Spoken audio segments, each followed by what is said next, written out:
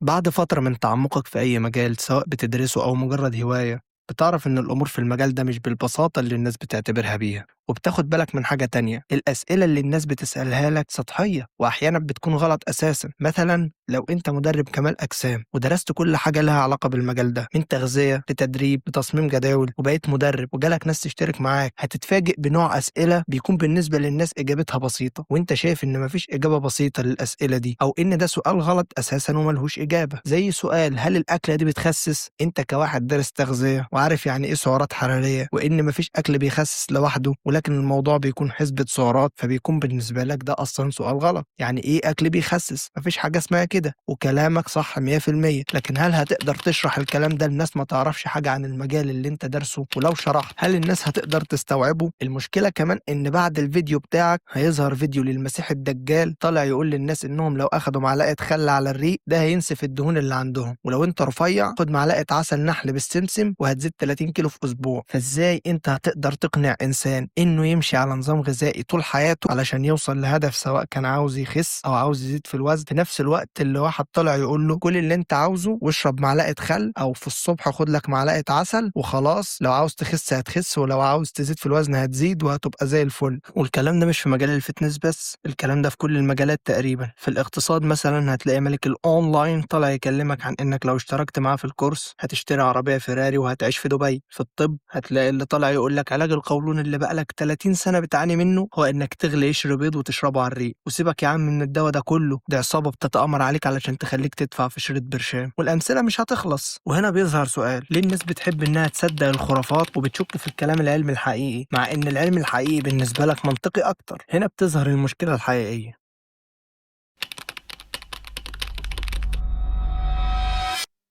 معظم العلماء الحقيقيين كلامهم مفهوش فرقعة ولا حاجة تشد الناس. الدكتور اللي دارس طب وبيتكلم بشكل أكاديمي وبيشرح بشكل مفصل وبيستخدم أسلوب منهجي وعلمي، كلامه 100% مش هيكون مسلي. والكابتن اللي بيقولك إزاي العضلات بتكبر بأسلوب علمي مش معتمد على خياله، برضه كلامه هيكون صعب ومش مسلي. وعالم الاقتصاد اللي دارس محاسبة وإدارة أعمال واقتصاد، أكيد وهو بيشرح لك ليه تستثمر فلوسك في مشروع مش هيكون بنفس البهرجة اللي بيتكلم بيها البهلوان اللي ما يعرفش شيء عن العلوم دي غير اسمها. انما بقى الشخص الكذاب اللي مش عارف حاجه، اسهل حاجه عنده انه يقول لك معلومات غريبه وشكلها حلو علشان يبهرك ويخليك تحس انك مضحوك عليك من الناس اللي مصعبه الدنيا دي. وسهل جدا انه يوعدك انه هيحقق لك كل اللي بتتمناه. يعني ايه اللي يخليك تتعب دماغك وتفكر ازاي الفلوس دي بتشتغل وتقرا كتب وتحضر كورسات، لما ممكن اقول لك ان انا هخليك مليونير عن طريق التسويق الهرمي؟ انت هتجيب اتنين والاتنين اللي جبتهم يجيبوا اتنين وكل اتنين يجيبوا اتنين وهكذا لحد ما تبقى انت مليونير في اسبوع. وايه اللي هيخليك تروح لدكتور والدكتور يطلب منك اشاعات وتحاليل والامور دي تاخد منك وقت ومجهود ويحاول يستنتج المرض اللي عندك ويحاول يعالجه بطرق مختلفة عن طريق العلاج الحقيقي او العمليات، وانه يخليك تمشي على اسلوب في العلاج لفترة طويلة، لما ممكن الدجال يديلك وصفة عسل النحلة بالتمر اللي هتعالج كل المشاكل الصحية اللي عندك؟ كده الموضوع ابتدى يكون واضح. احنا في كل اللي فات ده كنا بنتكلم عن المشكلة، طب بالنسبة للحل؟ كلامنا في الأول هيكون موجه للمتخصصين أكتر. الشخص المتمكن من علمه لازم يتعلم ازاي يبسط الموضوع بطريقة غير مخلة، يعني زي ما المدربين الساينس بيز عملوا الفترة اللي فاتت وبسطوا موضوع التدريب وعرفوا الناس ازاي يعملوا جدول تدريب محترم وفهموهم يعني ايه نظام غذائي، وده كان شيء عظيم وغير مجال التدريب كله. يا ريت الدكتور اللي درس طب يطلع يشرح للناس يعني ايه قولون عصبي ويعني ايه سكر بشكل بسيط الناس تقدر تستوعبه.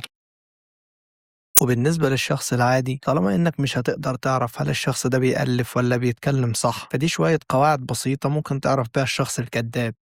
الاعتماد على القصص الشخصية للاستدلال، يعني لما تسأله عن معلومة من المعلومات اللي بيقولها دي إيه مصدرها، هيقولك إن هو جربها بنفسه ونفعت.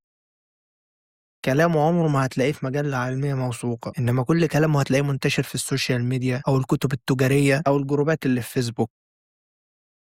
التمرير المستمر أو التهرب من التكذيب، العالم الحقيقي بيخلي نظرياته تتعرض لاختبارات علشان نعرف هل دي هتنفع ولا دي نظرية مش سليمة، إنما الكذاب دايما هتلاقيه بيلف ويدور ومستحيل يديلك كلام تقدر تقيسه علشان تعرف إذا كان صح ولا غلط. افتراض إن في حلول سريعة لكل المشاكل المعقدة زي ما قلنا فوق، وصفة العسل بالتمر اللي هتخليك حصان. ادعاء نظرية المؤامرة، أول ما تواجه صاحب الفكرة دي بأدلة علمية يحولك على طول لعدو، يتهمك إنك بتشكك في كلامه لإنك مع الناس الأشرار. استخدام مصطلحات رنانة، يعني هتلاقيه بيقولك طاقة الجذب، ذبذبات، كوانتم، بطريقة مضللة علشان يقنع عامة الناس إن هو بيفهم أكتر منهم. الحاجات دي هتساعدك إنك تعرف هل الشخص ده فاهم فعلا ولا بيألف. الحل هنا إن طالما مفيش مفر من التبسيط، يبقى على الأقل التبسيط ده يكون غير مخل ويكون خارج من ناس فاهمة هي بتتكلم في إيه، لأن لما الناس دي بتسكت أو بتتكلم بشكل الناس ما تفهموش بيحصل إنه بيطلع واحد جاهل يستغل مساحة جهل الناس ويلمع لهم الأفكار الغلط ويعيش في دور المخلص اللي اكتشف السر اللي الأشرار مخبياه عنهم. الحقيقة مش مسلية وده مش عيب فيها، الحقيقة بطيئة ومحتاجة مجهود وبتقولك اصبر في وقت انت عاوز فيه حل حالا، والوهم سريع وبيوعدك بالعصاية السحرية اللي هتحل مشكلة بقالها 10 سنين في أسبوع واحد. السؤال هنا مش ليه الناس بتصدق الكذب، السؤال هنا هو احنا عاوزين ايه أكتر، حقيقة تتعبنا ولا وهم يريحنا؟ واختيارك للإجابة دي هو اللي بيحدد مين هيتحكم في قراراتك، اللي بيقولك الحقيقة ولا اللي بيقولك اللي انت عاوز تسمعه.